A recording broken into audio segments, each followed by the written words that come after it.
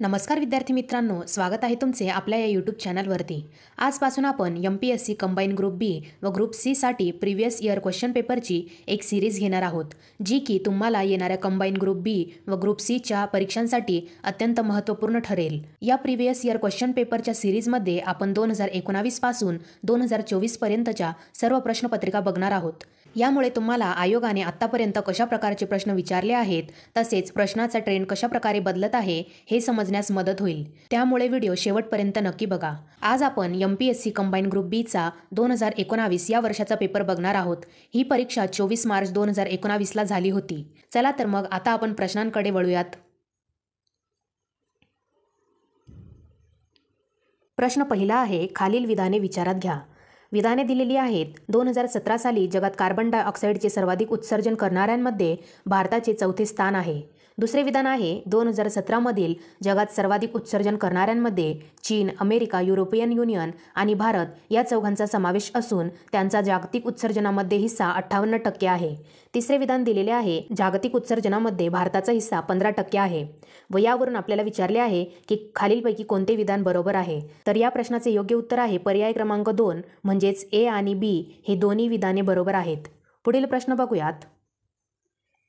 प्रश्न दुसरा आहे, महिला व बाल विकास मंत्रालयाने कोणते ऑनलाईन पोर्टल सुरू केले आहे ज्यामुळे केंद्र सरकारच्या महिला कर्मचाऱ्यांना कामाच्या ठिकाणी लैंगिक शोषणाची तक्रार दाखल करता येईल। पर्याय दिलेले आहेत, शी पॉवर, शी प्रोटेक्ट, शी बॉक्स व फेम बॉक्स। तर या प्रश्नाचे योग्य उत्तर आहे पर्याय क्रमांक 3 शी बॉक्स। महिला व बाल विकास मंत्रालयाने शी बॉक्स हे ऑनलाईन पोर्टल सुरू केले आहे ज्यामुळे केंद्र सरकारच्या महिला कर्मचाऱ्यांना कामाच्या ठिकाणी लैंगिक शोषणाची तक्रार दाखल करता येणार आहे।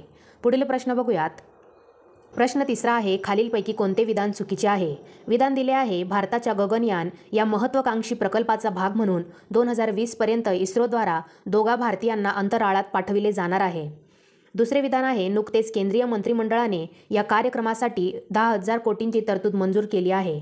तिसरे विधान आहे, गगनयान प्रकल्पाची घोषणा पंतप्रधानांनी भारताच्या 72व्या स्वातंत्र्यदिनी सर्वप्रथम केली होती। व विधान चौथे आहे, वरीलपैकी एकही नाही। तर या प्रश्नाचे योग्य उत्तर आहे पर्याय क्रमांक 1 म्हणजेच भारताच्या गगनयान या महत्त्वाकांक्षी प्रकल्पाचा भाग म्हणून 2020 पर्यंत इस्रोद्वारा 2 भारतीयांना अंतराळात पाठविले जाणार आहे हे विधान चुकीचे आहे। पुढील प्रश्न बघूयात। प्रश्न चौथा आहे, सुकन्या समृद्धी योजनेबाबत पुढीलपैकी कोणते विधान अयोग्य आहे। विधान दिलेले आहे, 2015 मध्ये ही योजना सुरू झाली। दुसरे विधान दिले आहे, बेटी बचाओ बेटी पढाओ आंदोलनाचा ही योजना भाग आहे। तिसरे विधान आहे, मुलींच्या शिक्षणाचा खर्च पूर्तीसाठी टपाल खात्यात विशेष खाते उघडणे या योजनेअंतर्गत आवश्यक आहे। चौथे विधान आहे, या योजनेअंतर्गत मुलींच्या विवाहासाठीचा खर्च समाविष्ट नाही। तर या प्रश्नाचे योग्य उत्तर आहे पर्याय क्रमांक 3 म्हणजेच मुलींच्या शिक्षणाचा खर्च पूर्तीसाठी टपाल खात्यात विशेष खाते उघडणे या योजनेअंतर्गत आवश्यक आहे। या योजनेअंतर्गत मुलींच्या विवाहासाठीचा खर्च समाविष्ट नाही। हे विधान अयोग्य आहे। पुढील प्रश्न बघूयात। प्रश्न 5वा आहे, 2018च्या पद्मभूषण पुरस्काराबाबत जोड्या लावा। इथे व्यक्ती आणि क्षेत्रे दिलेले आहेत। आता आपण व्यक्ती बघूयात। इथे आर नागस्वामी, वेद प्रकाश नंदा, अरविंद पारिख व लक्ष्मण पै।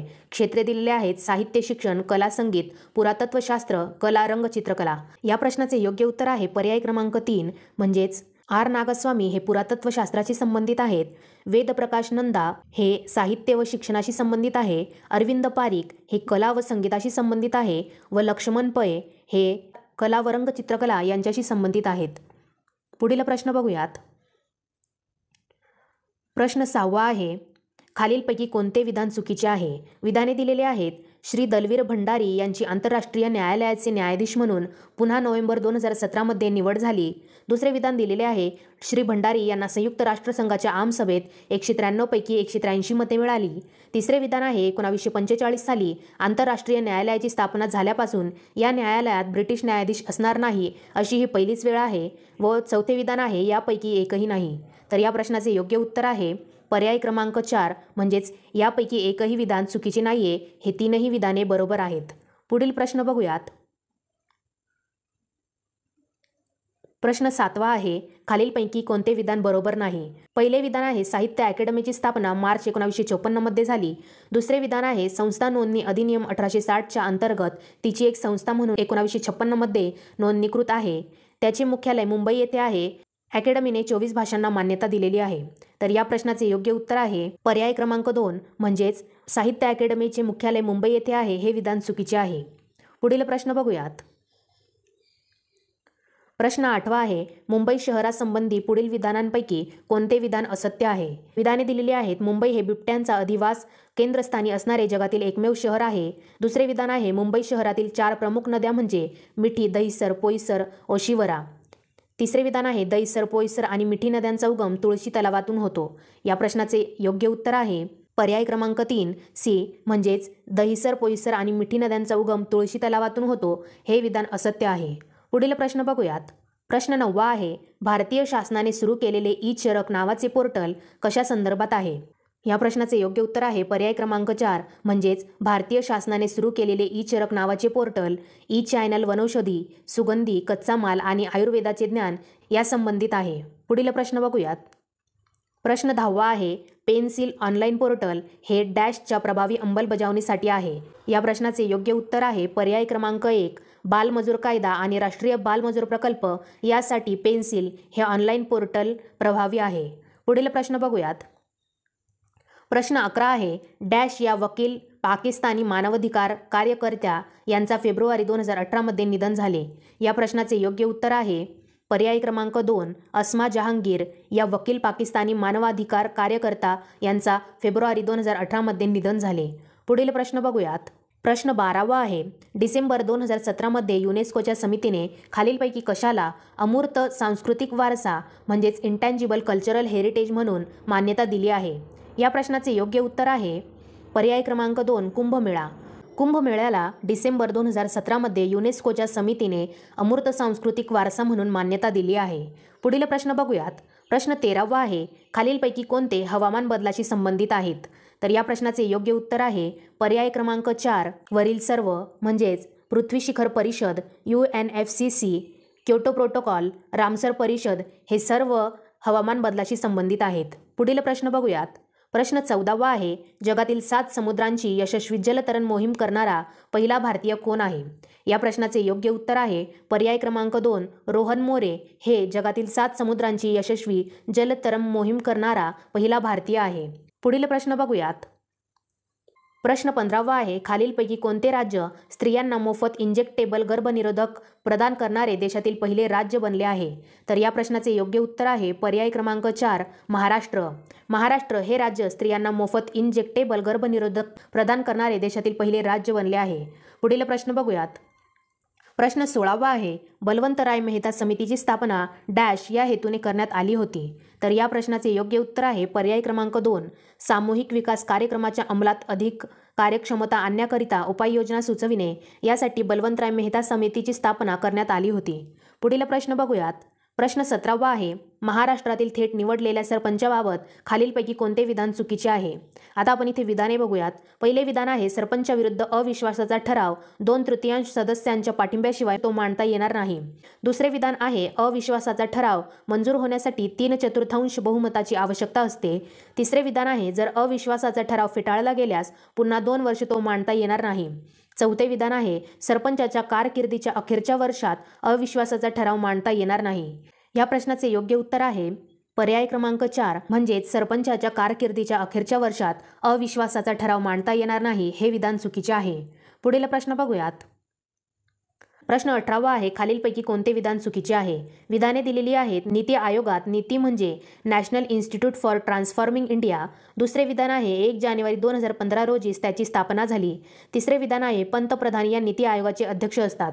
या प्रश्नाचे योग्य उत्तर आहे पर्याय क्रमांक 1 म्हणजेच नीती आयोगात नीती म्हणजे national institute for transforming India हे विधान चुकीचे आहे. पुढील प्रश्न बघूयात. प्रश्न 19 आहे खालीलपैकी कोणती जोडी बिनचूक आहे. इथे जोड्या दिलेल्या आहेत संसदेची निर्मिती कलम 81 नुसार. दुसरी जोडी आहे राष्ट्रपती पदाच्या निवडणुकीची पद्धत कलम 54 नुसार. तिसरी जोडी आहे भारताचा उपराष्ट्रपती कलम 64 नुसार. चौथी जोडी आहे भारताचा महान्यायवादी कलम 76 नुसार. तर या प्रश्नाचे योग्य उत्तर आहे पर्याय क्रमांक 4 भारताचा महान्यायवादी कलम 76 नुसार ही जोडी बिनचूक आहे. पुढील प्रश्न बघूयात. प्रश्न 20वा आहे खालील विधाने लक्षात घ्या. विधाने दिलेली आहेत भारतीय राज्यघटनेत प्रत्येक राज्यासाठी उच्च न्यायालयाची तरतूद केलेली आहे. दुसरे विधान आहे उच्च न्यायालय असलेले दिल्ली हा केंद्रशासित प्रदेश आहे.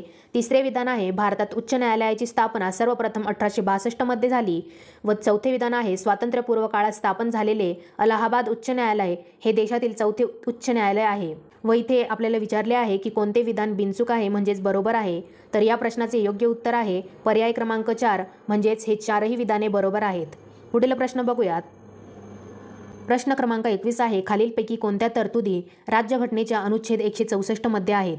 विधाने दिलेले आहेत मुख्यमंत्री राज्यपालाकडून नियुक्त केला जाईल आणि इतर मंत्री राज्यपालाकडून मुख्यमंत्र्याच्या सल्ल्यानुसार नियुक्त केले जातील. दुसरे विधान आहे राज्याच्या प्रशासनासंबंधी मंत्री परिषदेचे सर्व निर्णय राज्यपालास कळविणे हे मुख्यमंत्र्याचे कर्तव्य असेल. तिसरे विधान आहे मंत्री परिषद राज्याच्या विधानसभेस सामुदायिकरित्या जबाबदार असेल. चौथे विधान आहे मंत्री परिषदेतील मुख्यमंत्र्यांसहित एकूण मंत्र्यांची संख्या राज्याच्या विधानसभेतील एकूण सभासद संख्येच्या 15% अधिक असणार नाही. या प्रश्नाचे योग्य उत्तर आहे पर्याय क्रमांक 3 ACD म्हणजेच ACD या तरतुदी राज्यघटनेच्या अनुच्छेद 164 मध्ये आहेत. पुढील प्रश्न बघूयात. प्रश्न क्रमांक 22 आहे भारताशिवाय अन्य कोणत्या लोकशाही राष्ट्राच्या राज्यघटनेमध्ये नागरिकांच्या मूलभूत कर्तव्यांची यादी समाविष्ट केली आहे. तर या प्रश्नाचे योग्य उत्तर आहे पर्याय क्रमांक 2 जपान. भारताशिवाय जपान या लोकशाही राष्ट्राच्या राज्यघटनेमध्ये नागरिकांच्या मूलभूत कर्तव्यांची यादी समाविष्ट केलेली आहे. पुढील प्रश्न बघूयात. प्रश्न क्रमांक 23 आहे भारतीय संविधानात नमूद केल्याप्रमाणे पुढीलपैकी कोणत्या अनुच्छेदानुसार राज्यपालांना विशिष्ट गोष्टींबाबत विवेकाधिकार प्राप्त होतात. या प्रश्नाचे योग्य उत्तर आहे पर्याय क्रमांक 4 अनुच्छेद क्रमांक 163. भारतीय संविधानात नमूद केल्याप्रमाणे अनुच्छेद क्रमांक 163 नुसार राज्यपालांना विशिष्ट गोष्टींबाबत विवेकाधिकार प्राप्त होतात. पुढील प्रश्न बघूयात. प्रश्न क्रमांक 24 आहे जर लोकशाहीचे मूल्यमापन केले तर खालील विधाने लोकशाही व्यवस्थेला अनुसरून नाही कोणते ते ओळखा. विधाने दिलेले आहेत मुक्त आणि निपक्षपाती निवडणुका, अल्पसंख्याकांचे शासन, व्यक्तीची प्रतिष्ठा, कायद्यासमोर समानता. या प्रश्नाचे योग्य उत्तर आहे पर्याय क्रमांक 3 फक्त C अल्पसंख्याकांचे शासन अनुसरून नाही. पुढील प्रश्न बघूयात. प्रश्न क्रमांक 25 आहे पुढीलपैकी योग्य जोडी पर्याय निवडा. विषय दिलेले आहेत व संविधानातील सूची दिलेल्या आहेत. विषय दिलेले आहेत दिव्यांग आणि बेरोजगार यांना सहाय्य व त्याची जोडी दिलेली आहे राज्य सूचीमध्ये. टपाल खाते, पोस्ट ऑफिस बचत खाते त्याची जोडी दिलेली आहे संघ सूचीमध्ये. बँकिंग या विषयाची सूची दिलेली आहे संघ सूची. सर्व प्रकारच्या सर्व ठिकाणांची तीर्थयात्रा या विषयाची सूची दिलेली आहे राज्य सूची. तर या प्रश्नाचे योग्य उत्तर आहे पर्याय क्रमांक 2 ABC म्हणजेच दिव्यांग आणि बेरोजगार यांना सहाय्य हा विषय राज्य सूचीत दिलेला आहे. टपाल खाते, पोस्ट ऑफिस बचत खाते हा विषय संघ सूचीत दिलेला आहे. बँकिंग हा विषय संघ सूचीत दिलेला आहे आणि या तीनही जोड्या बरोबर आहेत. पुढील प्रश्न बघूयात. प्रश्न 26 आहे छत्रपती शाहू महाराज यांनी खालीलपैकी कोणत्या वृत्तपत्रांना आर्थिक मदत केली होती. या प्रश्नाचे योग्य उत्तर आहे पर्याय क्रमांक 4 म्हणजे छत्रपती शाहू महाराज यांनी विजयी मराठा, तरुण मराठा, कैवारी, तेज या चारही वृत्तपत्रांना आर्थिक मदत केली होती. पुढील प्रश्न बघूयात. प्रश्न 27 आहे सतीच्या चालीचे निर्मूलन करण्यासाठी जॉन माल्कम यांनी मुंबईत चालवलेल्या प्रयत्नांना डॅश यांनी पाठिंबा दिला. या प्रश्नाचे योग्य उत्तर आहे पर्याय क्रमांक 1 नाना शंकर शेठ. सतीच्या चालीचे निर्मूलन करण्यासाठी जॉन माल्कम यांनी मुंबईत चालवलेल्या प्रयत्नांना नाना शंकर शेठ यांनी पाठिंबा दिला. पुढील प्रश्न बघूयात. प्रश्न क्रमांक 28 आहे पुढीलपैकी कोणत्या व्यक्तींनी शालोपयोगी पुस्तके लिहिली. पर्याय दिलेले आहेत Kashinath Chhatre, Hari Keshavji, Jagannath Shastri Kramvant, captain George Jervis. हा प्रश्न आयोगाने रद्द केला आहे. पुढील प्रश्न बघूयात. प्रश्न क्रमांक 29 आहे शाहू महाराजांनी नवीन शंकराचार्य म्हणून कोणाला नेमले. तर या प्रश्नाचे योग्य उत्तर आहे पर्याय क्रमांक 3 सदाशिवराव बेनाडीकर यांना शाहू महाराजांनी नवीन शंकराचार्य म्हणून नेमले. पुढील प्रश्न बघूयात. प्रश्न क्रमांक 30 आहे प्रतियोगिता सहकार पक्ष स्थापनेत डॅश यांचा सहभाग होता. पर्याय आहेत न. ची केळकर, डॉक्टर बाशी मुंजे, मदन मोहन मालवीय, लोकनायक मा. श्री अने. तर या प्रश्नाचे योग्य उत्तर आहे पर्याय क्रमांक 4 म्हणजेच न. ची केळकर, डॉक्टर बाशी मुंजे, मदन मोहन मालवीय, लोकनायक मान्य श्री अने या सर्वांचा सहभाग प्रतियोगिता सहकार पक्ष स्थापनेत होता. पुढील प्रश्न बघूयात. प्रश्न क्रमांक 31 आहे उलगुलन नावाचा आदिवासी विद्रोह कोणी घडवून आणला. तर या प्रश्नाचे योग्य उत्तर आहे पर्याय क्रमांक 3 बिरसा मुंडा. बिरसा मुंडा यांनी उलगुलन नावाचा आदिवासी विद्रोह घडून आणला होता. पुढील प्रश्न बघूयात. प्रश्न क्रमांक 32 आहे, 28 डिसेंबर 1885 रोजी भरलेल्या राष्ट्रीय काँग्रेसच्या पहिल्या अधिवेशनास कोणते इंग्रज अधिकारी हजर होते? तर या प्रश्नाचे योग्य उत्तर आहे पर्याय क्रमांक 1, ॲलन ह्यूम, हेनरी कॉटन व विल्यम वेडरबर्न. हे तीनही इंग्रज अधिकारी 28 डिसेंबर 1885 रोजी भरलेल्या राष्ट्रीय काँग्रेसच्या पहिल्या अधिवेशनास हजर होते. पुढील प्रश्न बघूयात. प्रश्न क्रमांक 33 आहे, स्त्री शिक्षणाची दिशा हा स्त्री शिक्षणावरील लेख डॅश या वृत्तपत्रात प्रकाशित झाला होता? तर या प्रश्नाचे योग्य उत्तर आहे पर्याय क्रमांक 1, केसरी. स्त्री शिक्षणाची दिशा हा स्त्री शिक्षणावरील लेख केसरी या वृत्तपत्रामध्ये प्रकाशित झाला होता. पुढील प्रश्न बघूयात. प्रश्न क्रमांक 34 आहे, 1911 मध्ये कोल्हापूर येथे सत्यशोधक समाजाची शाखा स्थापन करून छत्रपती शाहू महाराज यांनी डॅश यांना त्याचे अध्यक्ष नियुक्त केले? तर या प्रश्नाचे योग्य उत्तर आहे पर्याय क्रमांक 1, भास्करराव जाधव. 1911 मध्ये कोल्हापूर येथे सत्यशोधक समाजाची शाखा स्थापन करून छत्रपती शाहू महाराज यांनी भास्करराव जाधव यांना त्याचे अध्यक्ष नियुक्त केले. पुढील प्रश्न बघूयात. प्रश्न क्रमांक 35 आहे, भारतीय राष्ट्रीय काँग्रेसची खालीलपैकी कोणते अधिवेशने मुंबई येथे आयोजित करण्यात आली होती? तर या प्रश्नाचे योग्य उत्तर आहे पर्याय क्रमांक 4, म्हणजेच भारतीय राष्ट्रीय काँग्रेसचे मुंबईमध्ये प्रथम अधिवेशन 1885 मध्ये, 5वे अधिवेशन 1889 मध्ये, 20वे अधिवेशन 1904 मध्ये, 31वे अधिवेशन 1915 मध्ये ही सर्व अधिवेशने मुंबईमध्येच आयोजित करण्यात आली होती. पुढील प्रश्न बघूयात. प्रश्न क्रमांक 36 आहे, जोड्या जुळवा. एका बाजूला व्यक्ती दिलेल्या आहेत गो रानडे, गो आगरकर, रा शिंदे, ह देशमुख व दुसऱ्या बाजूला गाव दिलेले आहेत पुणे, जमखंडी, टेंभू, निफाड. या प्रश्नाचे योग्य उत्तर आहे पर्याय क्रमांक 1, म्हणजेच गो रानडे हे निफाडचे होते, गो आगरकर हे टेंभूचे होते, रा शिंदे हे जमखंडीचे होते व ह देशमुख हे पुण्याचे होते. पुढील प्रश्न बघूयात. प्रश्न क्रमांक 37 आहे, खालीलपैकी कोणते वाक्य बरोबर आहे? वाक्य दिलेली आहेत. अलेक्झांडर या विद्वानाच्या मते कायमधारा पद्धतीत व्यापारवादाची तत्त्वे दिसत नाहीत. दुसरे विधान आहे, 1765 मध्ये ईस्ट इंडिया कंपनीला मद्रासची दिवाणी मिळाली. तिसरे विधान आहे, लॉर्ड कॉर्नवॉलिस यांनी 22 मार्च 1793 रोजी मुंबई प्रांतात कायमधारा पद्धत लागू केल्याची घोषणा केली. चौथे विधान आहे, प्रिंगेलची पुणे जिल्ह्यात सन 1823 साली असिस्टंट रेव्हेन्यू कलेक्टर म्हणून नेमणूक झाली. या प्रश्नाचे योग्य उत्तर आहे पर्याय क्रमांक 4, म्हणजेच प्रिंगेलची पुणे जिल्ह्यात सन 1823 साली असिस्टंट रेव्हेन्यू कलेक्टर म्हणून नेमणूक झाली. हे वाक्य बरोबर आहे. पुढील प्रश्न बघूयात. प्रश्न क्रमांक 38 आहे, डॅश या शारदा सदनातील पहिल्या विद्यार्थिनी होत्या? तर या प्रश्नाचे योग्य उत्तर आहे पर्याय क्रमांक 2, आनंदीबाई उर्फ बाया कर्वे या शारदा सदनातील पहिल्या विद्यार्थिनी होत्या. पुढील प्रश्न बघूयात. प्रश्न क्रमांक 39 आहे, 1919चा भारतीय प्रशासकीय कायदा तयार करण्यात लॉर्ड चेम्सफोर्ड यांना पुढीलपैकी कोणी मदत केली? या प्रश्नाचे योग्य उत्तर आहे पर्याय क्रमांक 4, भूपेंद्रनाथ बसू. 1919चा भारतीय प्रशासकीय कायदा तयार करण्यात लॉर्ड चेम्सफोर्ड यांना भूपेंद्रनाथ बसू यांनी मदत केली. पुढील प्रश्न बघूयात. प्रश्न क्रमांक 40 आहे, बालविवाह व लादलेले वैधव्य या विषयावर डॅश यांनी लेख लिहिले. या प्रश्नाचे योग्य उत्तर आहे पर्याय क्रमांक 1, बैरामजी मलबारी. बालविवाह व लादलेले वैधव्य या विषयावर बैरामजी मलबारी यांनी लेख लिहिले आहेत. पुढील प्रश्न बघूयात. प्रश्न क्रमांक 41 आहे, खालीलपैकी पुणे विभागात सर्वात उत्तरेकडील तालुका कोणता? तर या प्रश्नाचे योग्य उत्तर आहे पर्याय क्रमांक 1, जुन्नर. पुणे विभागात सर्वात उत्तरेकडील तालुका जुन्नर हा आहे. पुढील प्रश्न बघूयात. प्रश्न क्रमांक 42 आहे, महाराष्ट्र पठारावरील सर्वात मोठे नदी खोरे कोणते? तर या प्रश्नाचे योग्य उत्तर आहे पर्याय क्रमांक 2, गोदावरी खोरे. महाराष्ट्र पठारावरील सर्वात मोठे नदी खोरे गोदावरी खोरे आहे. पुढील प्रश्न बघूयात. प्रश्न क्रमांक 43 आहे, महाराष्ट्र पठाराची पूर्व पश्चिम लांबी किती आहे? या प्रश्नाचे योग्य उत्तर आहे पर्याय क्रमांक 1, 750 किलोमीटर. महाराष्ट्र पठाराची पूर्व पश्चिम लांबी 750 किलोमीटर आहे. पुढील प्रश्न बघूयात.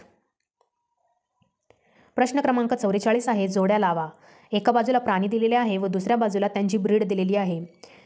प्राणी दिलेले आहे गाई, म्हशी, शेळी, मेंढी व त्यांची ब्रीड दिलेली आहे मेहसाणा, गीर, गड्डी, जमुनापुरी.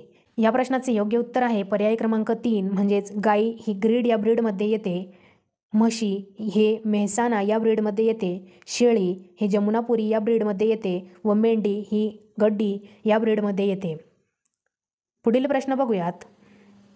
प्रश्न क्रमांक 45 आहे, जोड्या जुळवा. एका बाजूला प्रदेश दिलेले आहे व दुसऱ्या बाजूला स्थलांतरित शेतीचे नाव दिलेले आहे। प्रदेशमध्ये पश्चिम घाट, मेघालय, मध्य प्रदेश व ओरिसा हे दिलेले आहेत व स्थलांतरित शेतीचे नाव दिलेले आहे पेंडा, कुमरी, पोडू, झूम। या प्रश्नाचे योग्य उत्तर आहे पर्याय क्रमांक 2 म्हणजेच पश्चिम घाटातून कुमरी ही शेती स्थलांतरित झालेली आहे। मेघालयातील स्थलांतरित शेतीचे नाव आहे झूम, मध्य प्रदेशातील स्थलांतरित शेतीचे नाव आहे पेंडा व ओरिसातील स्थलांतरित शेतीचे नाव आहे पोडू। पुढील प्रश्न बघूयात। प्रश्न क्रमांक 46 आहे महाराष्ट्रातील खालीलपैकी सर्वात मोठा जलविद्युत प्रकल्प कोणता? या प्रश्नाचे योग्य उत्तर आहे पर्याय क्रमांक 2 कोयना। कोयना हा महाराष्ट्रातील सर्वात मोठा जलविद्युत प्रकल्प आहे। पुढील प्रश्न बघूयात।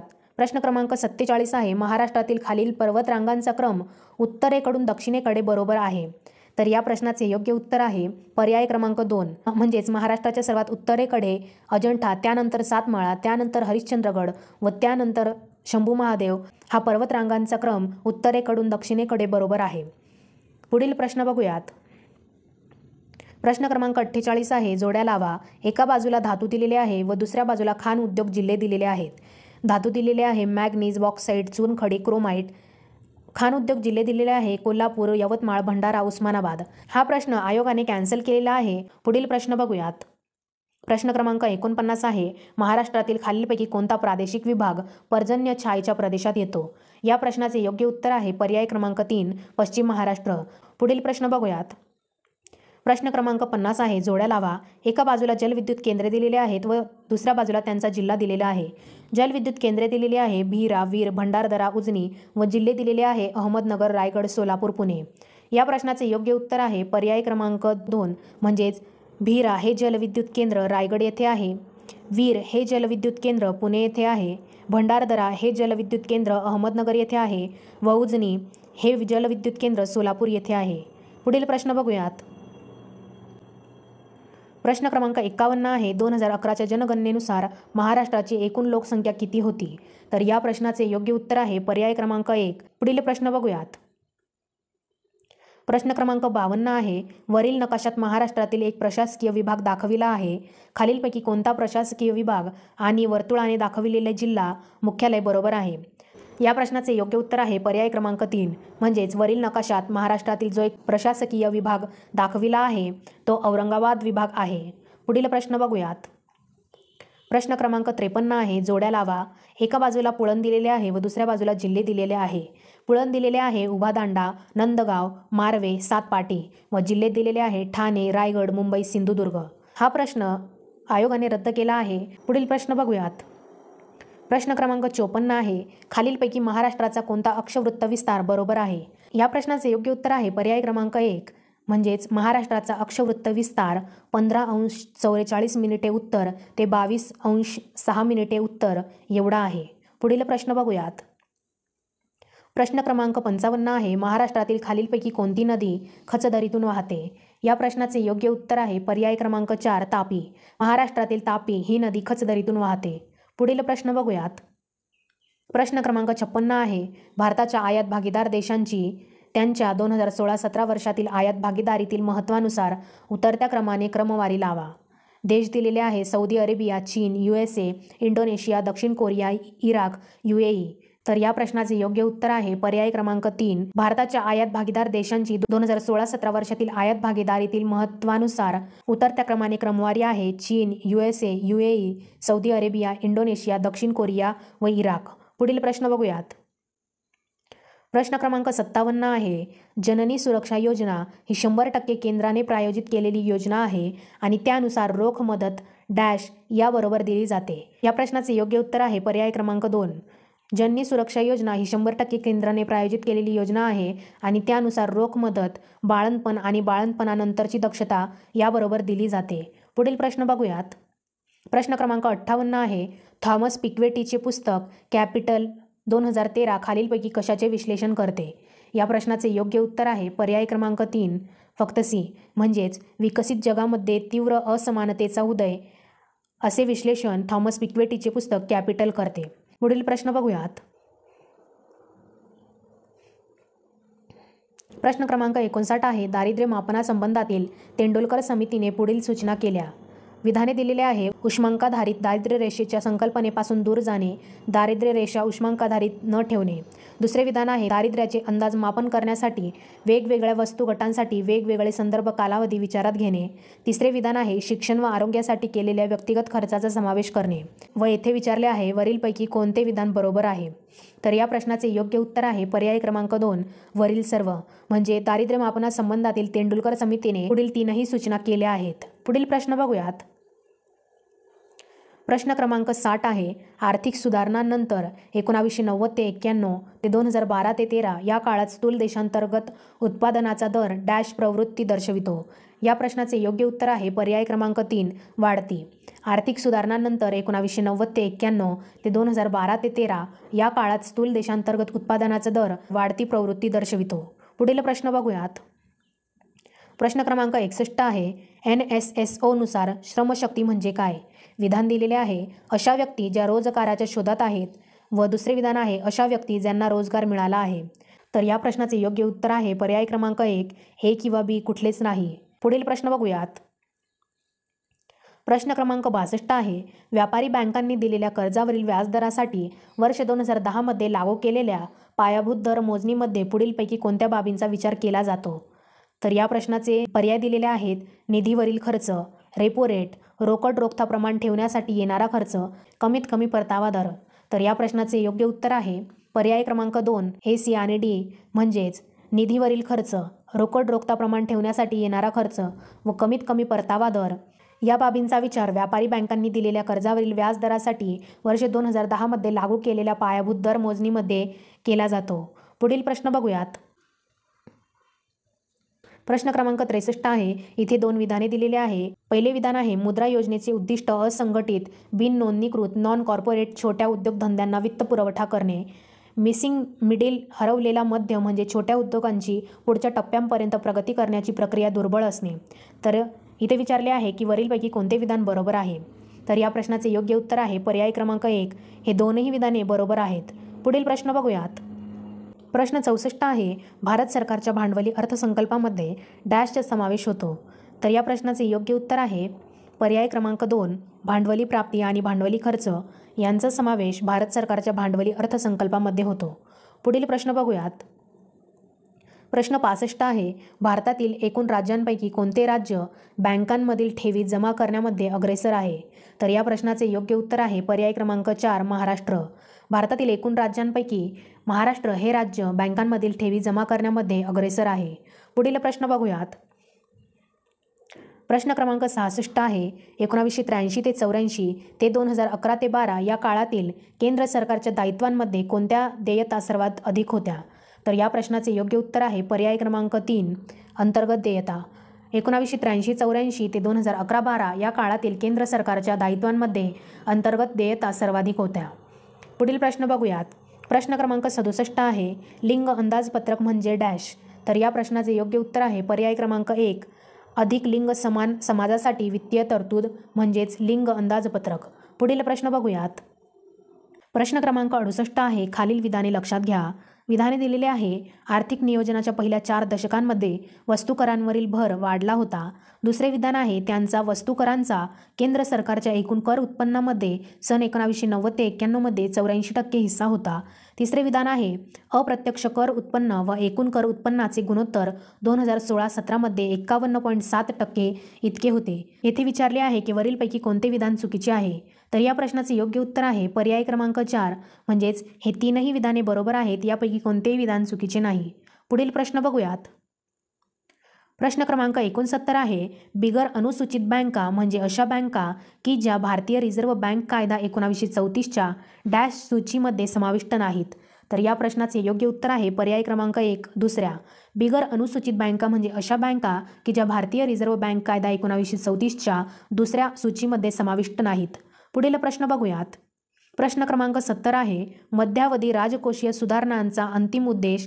विधाने दिलेले आहे कर्ज चिरस्थायी पातळीपर्यंत घटविणे.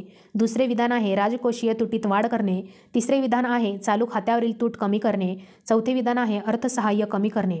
तर या प्रश्नाचे योग्य उत्तर आहे पर्याय क्रमांक 3 फक्त C म्हणजेच मध्यावधी राजकोषीय सुधारणांचा अंतिम उद्देश चालू खात्यावरील तूट कमी करणे असा आहे. पुढील प्रश्न बघूयात. प्रश्न क्रमांक 71 आहे, पावसाळ्यात आकाशात दिसणारे सुंदर सप्तरंगी इंद्रधनुष्य खालीलपैकी कोणत्या नैसर्गिक घटनांचा परिणाम आहे? तर या प्रश्नाचे पर्याय दिलेले आहे अपवर्तन, अंतर्गत परावर्तन, अपस्करण, बाह्य परावर्तन. या प्रश्नाचे योग्य उत्तर आहे पर्याय क्रमांक 2 ABC म्हणजेच अपवर्तन, अपस्करण व अंतर्गत परावर्तन. पावसाळ्यात आकाशात दिसणारे सुंदर सप्तरंगी इंद्रधनुष्य अपवर्तन, अपस्करण, अंतर्गत परावर्तन या नैसर्गिक घटनांचा परिणाम आहे. पुढील प्रश्न बघूयात. प्रश्न क्रमांक 72 आहे, खालीलपैकी कोणते विधाने ध्वनीसाठी बरोबर आहेत? विधाने दिलेले आहे ध्वनी तरंग हे अवतरंग असतात. दुसरे विधान आहे ऐकू येणाऱ्या ध्वनी तरंगांची वारंवारिता 20 kHz आणि त्यापेक्षा अधिक असते. तिसरे विधान आहे ध्वनी तरंगाच्या प्रसारणासाठी माध्यमाची आवश्यकता असते. चौथे विधान आहे अनियतकालिक ध्वनी तरंगांना गोंधळ नॉईज म्हटले जाते. तर या प्रश्नाचे योग्य उत्तर आहे पर्याय क्रमांक 4 म्हणजेच ध्वनी तरंगाच्या प्रसारणासाठी माध्यमाची आवश्यकता असते आणि अनियतकालिक ध्वनी तरंगांना गोंधळ म्हटले जाते. हे दोन्ही विधाने ध्वनीसाठी बरोबर आहेत. पुढील प्रश्न बघूयात. प्रश्न क्रमांक 73 आहे, खालील विधाने विचारात घ्या. विधाने दिलेली आहे प्रकाश किरणे एका पारदर्शक माध्यमातून दुसऱ्या माध्यमात जाताना त्यांचा मार्ग बदलतो. दुसरे विधान आहे वेगवेगळ्या माध्यमामध्ये प्रकाशाचा वेग वेगवेगळा असतो. तर यावरून आपल्याला योग्य पर्याय निवडायचा आहे. तर या प्रश्नाचे योग्य उत्तर आहे पर्याय क्रमांक 1 म्हणजेच विधान ए सत्य असून त्याचे योग्य स्पष्टीकरण बी हे आहे. म्हणजेच ए हे विधान बरोबर आहे तर बी हे त्याचे स्पष्टीकरण आहे. पुढील प्रश्न बघूयात. प्रश्न क्रमांक 74 आहे, अणूच्या तिसऱ्या कक्षेत जास्तीत जास्त डॅश इलेक्ट्रॉन असू शकतात. तर या प्रश्नाचे योग्य उत्तर आहे पर्याय क्रमांक 2 18. म्हणजेच अणूच्या तिसऱ्या कक्षेत जास्तीत जास्त 18 इलेक्ट्रॉन असू शकतात. पुढील प्रश्न बघूयात.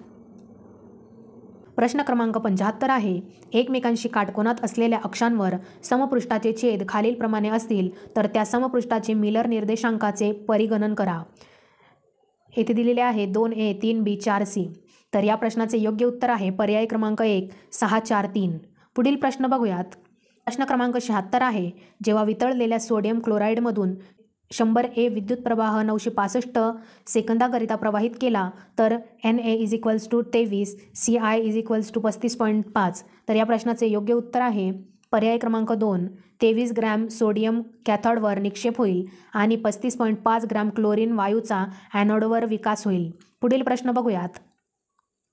प्रश्न क्रमांक 77 आहे, प्लेटी हेल्मिन्थ्सचे अशा प्रकारे सर्वोत्तम म्हणून वर्णन केलेले आहे. तर या प्रश्नाचे योग्य उत्तर आहे पर्याय क्रमांक 1 फ्लॅटवर्म्स, ट्रिपोलोब्लास्टिक, असिलोमेट प्राणी. पुढील प्रश्न बघूयात. प्रश्न क्रमांक 78 आहे, द्विविभाजनासाठी अमिबाला किती जनक पेशींची आवश्यकता असते? तर या प्रश्नाचे योग्य उत्तर आहे पर्याय क्रमांक 3 1. द्विविभाजनासाठी अमिबाला 1 जनक पेशींची आवश्यकता असते. पुढील प्रश्न बघूयात. प्रश्न क्रमांक 79 आहे, कुफरच्या पेशी यामध्ये आढळतात. या प्रश्नाचे योग्य उत्तर आहे पर्याय क्रमांक 3 यकृत. कुफरच्या पेशी यकृतमध्ये आढळतात.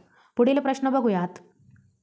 प्रश्न क्रमांक 80 आहे, कीटकनाशकांचा वापर करताना खालीलपैकी कोणत्या बाबींचा प्रामुख्याने विचार करावा? पर्याय दिलेले आहेत कीटकनाशक प्रकाराची योग्य निवड, कीटकनाशकाची कार्यक्षमता, कीटकनाशकाची मात्रा, कीटकनाशकाचा रंग.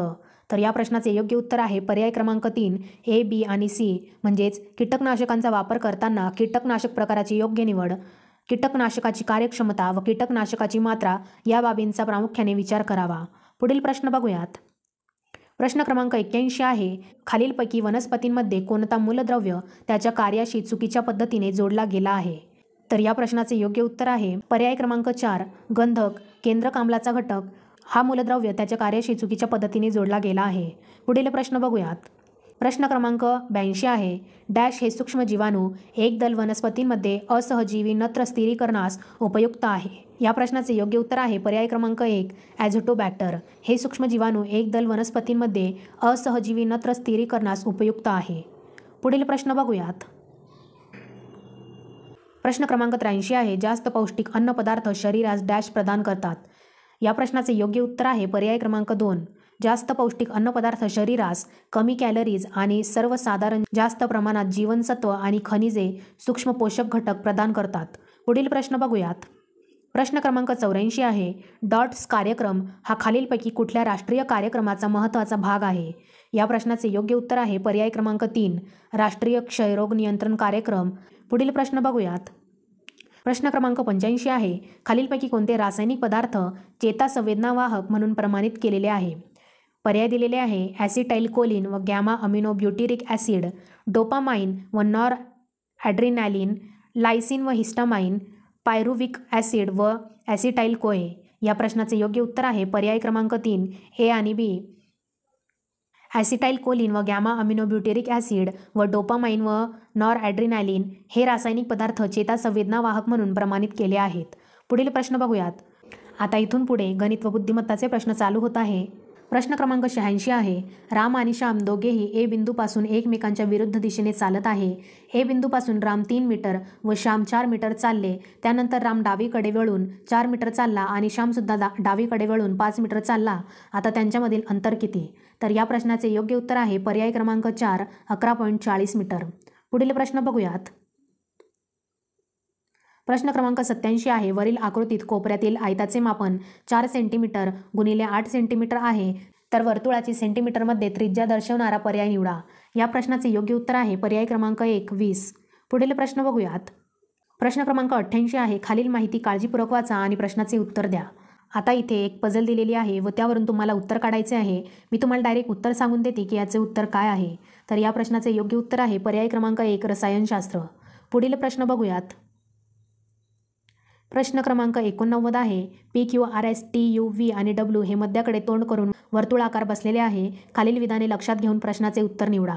तर या प्रश्नाचे देखील मी तुम्हाला डायरेक्ट उत्तर सांगते. या प्रश्नाचे योग्य उत्तर आहे पर्याय क्रमांक 4 R आणि V. पुढील प्रश्न बघूयात. प्रश्न क्रमांक 90 ही देखील एक पझल आहे, त्यामुळे तुम्ही सोडवून याचे उत्तर काढू शकता. मी तुम्हाला याचे डायरेक्ट उत्तर सांगते. तर या प्रश्नाचे योग्य उत्तर आहे पर्याय क्रमांक 1 SP आणि R. पुढील प्रश्न बघूयात. प्रश्न क्रमांक 91 आहे, तळ्यात एक स्तंभ आहे. निम्मा स्तंभ तळ्यातील चिखलात रुतलेला आहे. त्याच्यावर 1/3 भाग पाण्यात बुडालेला आहे आणि 7 एकक लांबी असलेला भाग पाण्याबाहेर आहे. तर स्तंभाची एकूण उंची दर्शविणारा पर्याय निवडा. तर या प्रश्नाचे योग्य उत्तर आहे पर्याय क्रमांक 1 42. पुढील प्रश्न बघूयात. प्रश्न क्रमांक 92 आहे, दुहेरी मध्यस्थीचा संशय असलेले 3 हेर आहेत. त्यांच्यापैकी फितूर व्यक्ती खोटे बोलतात आणि इतर मध्यस्थ खरे बोलतात. त्या तिघात फक्त एक फितूर आहे. जर चौकशीला त्यांनी पुढील प्रतिसाद दिले असतील तर फितूर निर्देशित करणारा पर्याय निवडा. या प्रश्नाचे योग्य उत्तर आहे पर्याय क्रमांक 3 बेला.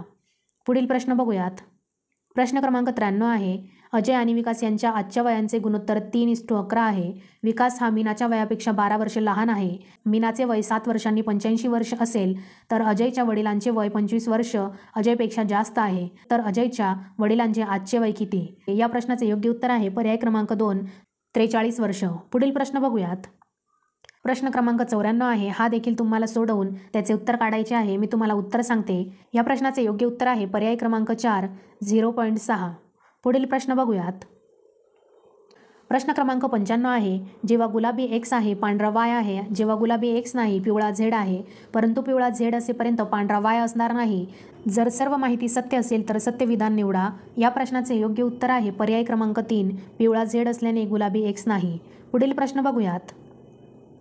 प्रश्न क्रमांक 96 आहे, एका राज्याचा शिक्षण विभाग 14 ते 18 या वयोगटातील विद्यार्थ्यांना गीतेचे पाठांतर करून शाळेच्या प्रार्थनागृहात दर दिवशी तज्ज्ञांच्या पर्यवेक्षणाखाली ती तोंडपाठ म्हणून दाखवून न्याहारी पत्रक मिळवण्यास उत्तेजन देत आहे. तरुण व्यक्तींचा आत्मविश्वास वाढवण्यासाठी आणि भारतीय जीवन तत्त्वज्ञानासंबंधाने त्यांची जागरूकता वाढवण्यासाठी शासनाने ही योजना रचली आहे. या योजनेत भाग घेऊन आणि गीता पाठ करून तरुण व्यक्ती हे तत्त्वज्ञान ग्रहण करतील आणि शांत जीवन जगतील. वरील युक्तिवादातील त्रुटी सर्वात चांगल्या प्रकारे व्यक्त करणारा एक पर्याय निवडा. तर या प्रश्नाचे योग्य उत्तर आहे पर्याय क्रमांक 3 जागरूकता म्हणजेच आकलन नव्हे. पुढील प्रश्न बघूयात. प्रश्न क्रमांक 97 आहे, यामध्ये काही माहिती दिली आहे व त्यावरून तुम्हाला त्याचे उत्तम विवरण करणारे विधान निवडायचे आहे. या प्रश्नाचे योग्य उत्तर आहे पर्याय क्रमांक 2 मौजेसाठी घेतल्या जाणाऱ्या पेयांना व औषधांना कायदेशीर मान्यता द्यायला हवी. पुढील प्रश्न बघूयात. प्रश्न क्रमांक 98 आहे, एक कामगार त्याच्या घरापासून कारखान्यात पोहोचण्यासाठी ताशी 5 किलोमीटर गतीने चालला तर तो 3 मिनिटे उशिरा पोहोचतो. जर तो ताशी 6 किलोमीटर गतीने चालला तर तो 7 मिनिटे लवकर पोहोचतो. तर त्याचे घर आणि कारखाना यातील अंतर किलोमीटरमध्ये निवडा. या प्रश्नाचे योग्य उत्तर आहे पर्याय क्रमांक 2 5. पुढील प्रश्न बघूयात. प्रश्न क्रमांक 99 आहे, प्रत्येक वाक्यातील रिकाम्या जागेत चपखल बसून दिलेल्या संदर्भात 2 स्वतंत्र व समान अर्थाची पूर्ण वाक्ये तयार करतील अशी शब्दजोडी व शब्दसमूह जोडी निवडा. वाक्य आहे, जगभरातील प्राचीन संस्कृतीत देवतांचे शांतवन करण्यासाठी रक्त अर्पण केले जात होते आणि मानवी बळी दिला जात होता. असे असले तरी शेजारच्या टोळ्यांतील कैद्यांना बळी देण्याबाबतचा माया संस्कृतीचा नैसर्गिक कल अन्य सर्व टोळ्यांना डॅश करत होता.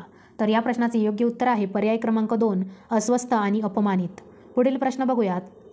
प्रश्न क्रमांक 100 आहे, वरील जाळ्याची घडी घालून घनाकार मिळविला. घनाच्या पृष्ठावरील फक्त नेमक्या 2 कर्णरेषा जितक्या शिरोबिंदूत छेदतात त्यांची संख्या निवडा. तर या प्रश्नाचे योग्य उत्तर आहे पर्याय क्रमांक 2, 4.